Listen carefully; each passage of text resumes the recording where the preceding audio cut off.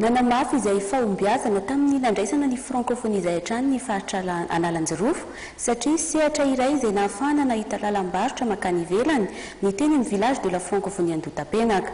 Araka ny fanazavana nentiny lehibe ny faritra Analanjirofo androany. Teny an-toerany Claudia Solution sy Laza Morgan.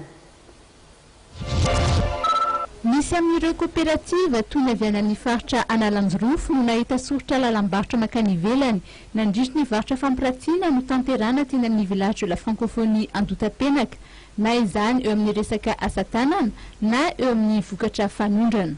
Manana kooperativa maro zay manao resaka asa tanana ary efa misy contact zany ireo zao avy any ivelany zay business tandinay teto anao karazana contrat zany amin'izay resaka lalam-barotra zay. Akoatr'izay ny produits locaux ohatra sirop place vanille de poivre zao dia efa nisy olona marobe sy intéressé taminazy teto efa ny na opérateur any aminay any dia exportateur misy any local agny dia ireo zany no manao ny contrat zareo agny fa eky kosa mijanona amin'izay fotoan'izay mijanona karazana hoe arbitrage zany no tegna ataonay na facilitation par rapport amin'izay fagnarahana varotro ataon'izay zay. Eo amin'ny resaka letchi dia tsy afaka nandray anjara tamin'ny fandraisana vokatra any ivelany i Mananara sy Maroantsetra raha ny faritra Analanjirofo izay no resahana.